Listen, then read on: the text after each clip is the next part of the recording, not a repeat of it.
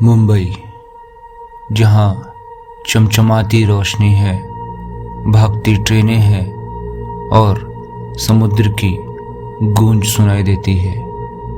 लेकिन इस भीड़ भाड़ के बीच जुहू के शांत समुद्री किनारे पर एक ऐसा घर है जो बीते 40 सालों से खामोश खड़ा है, और उस घर का नाम है सी शैडो मैंशन।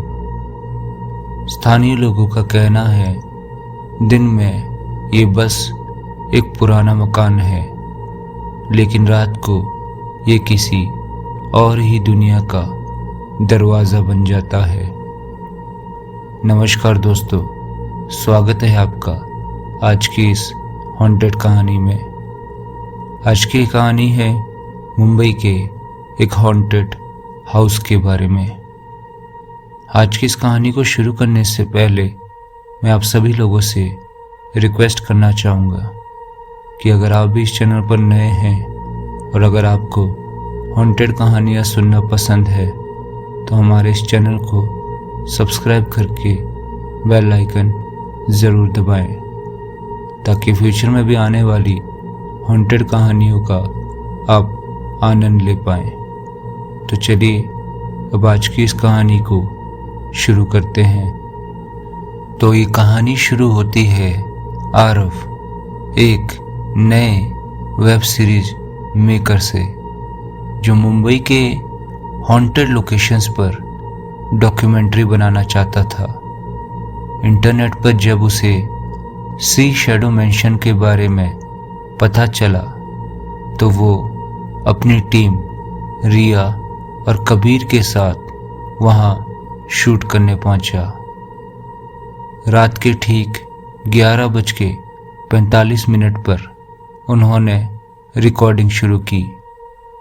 घर के बाहर समुद्री हवा तेज थी, पर घर के भीतर एक भी हवा का झोंका नहीं था, बस गहरा सन्नाटा था। जैसे ही आरव ने कैमरा ऑन किया, दरवाजे पर धीमी 3 बार दस्तक हुई। ठक ठक ठक। उन्होंने बाहर देखा, लेकिन वहां कोई भी नहीं था। पर कैमरे में दस्तक के ठीक बाद एक परछाई दिखी, जो इंसान जैसी थी, लेकिन उसकी ऊंचाई दरवाजे से भी ज्यादा थी। तीनों डरते हुए दूसरे कमरे में चले गए। वहाँ एक कमरा था जिस पर जंग लगा ताला लगा हुआ था।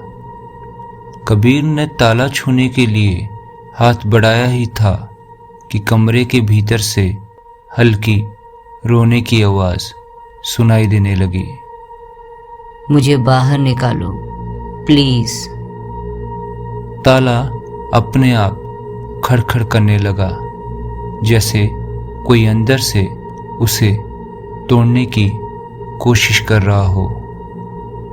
कमरे की दीवार पर अचानक से खून जैसे धब्बे उतर आए, और उनमें से एक वाक्य लिखा हुआ दिखाई देने लगा। लौट जाओ वरना कोई नहीं बचेगा। रिया चीख पड़ी। वे भागते हुए हॉल में पहुंचे, लेकिन वहां माहौल और भी ज्यादा अजीब था। सीलिंग पर टंगी झूमर अपने आप हिल रही थी, जबकि हवा बिल्कुल बंद थी। अचानक पूरा हॉल अंधेरे में डूब गया। कैलेंडर की पन्नियां अपने आप उड़ने लगी, और दीवारों पर किसी महिला की आकृति दिखाई देने लगी, पहले धुंधली और फिर साफ। लंबे बिखरे बाल, सफेद साड़ी और चेहरे पर ऐसी काली खाई जिसमें देखते ही लगता था जैसे कोई अपनी आत्मा खींच रहा हो। रिया के पैर जड़ हो गए और तभी वो आकृति उसके बिल्कुल सामने प्रकट हो गई। कमरे में एक ही आवाज गूंजी, तुम भी वही गलती करने आए हो जो उन्होंने की थी। आरव ने कांपते हुए कैमरा उठाया और नीचे पड़े एक पुराने ट्रंक से एक फटी हुई डायरी मिली। डायरी में लिखा था, 1984 में इस घर में रहने वाली अभिनेत्री सायरा मल्होत्रा समुद्र में रहस्यमय तरीके से गायब हो गई। लोग कहते हैं वो मरी नहीं है, घर ने उसे निगल लिया है। अगले पन्ने में लिखा था, उस रात जिसने भी उसकी चीखें सुनी वो सुबह तक जिंदा नहीं बचे। और बिल्कुल उसी वक्त टीम को समुद्र की दिशा से एक स्त्री की चीख सुनाई दी। घर का मुख्य दरवाजा खुद ब खुद बंद हो गया। हॉल की दीवारें तेजी से कांपने लगी। कमरे में पड़े फर्नीचर अपने आप उलटने लगे। रिया हवा में उठकर दीवार से टकराई, जैसे कोई अदृश्य ताकत उसे पकड़े हुए हो।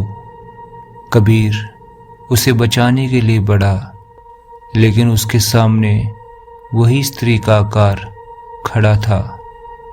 उसके होठ हिले। जो घर छोड़कर गया वो कभी जीता नहीं, जो लौट कर आया वो कभी मरा नहीं। कहते हैं ये सायरा मल्होत्रा की आत्मा थी। आरव ने उसका वीडियो शूट करने की कोशिश की, लेकिन कैमरा पिघलने जैसा धुआं छोड़ने लगा। तीनों जैसे तैसे खिड़की तोड़कर बाहर भागे। बाहर आकर उन्हें लगा वे बच गए हैं, लेकिन सड़क की लाइट्स बुझ गई और वो सफेद साड़ी वाली आकृति उनसे कुछ ही दूरी पर दिखाई दी। कहानी अभी खत्म नहीं हुई। रिया जमीन पर बेहोश हो गई। कबीर पागलों की तरह चिल्लाता रहा।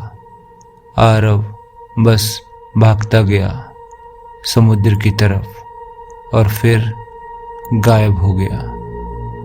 अगली सुबह पुलिस को समुद्र किनारे बस यही मिला, एक कैमरा जिसके अंदर अंतिम वीडियो में वो स्त्री आरव के पीछे खड़ी थी और अंतिम फ्रेम में उसने कुछ फुसफुसाया था।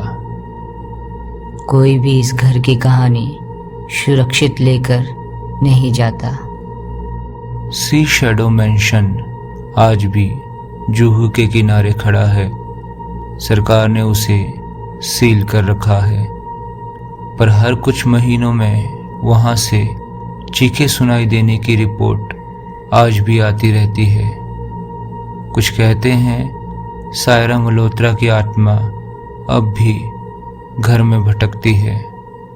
कुछ कहते हैं उसका इंतज़ार किसी ऐसे इंसान का है जो उसकी कहानी पूरी कर सके। पर यह बात तो तय है, उस घर में जो भी गया वो फिर पहले जैसा कभी नहीं लौटा। तो उम्मीद करता हूँ दोस्तों आज की ये हॉन्टेड कहानी आपको बहुत ही ज़्यादा अच्छी लगी होगी।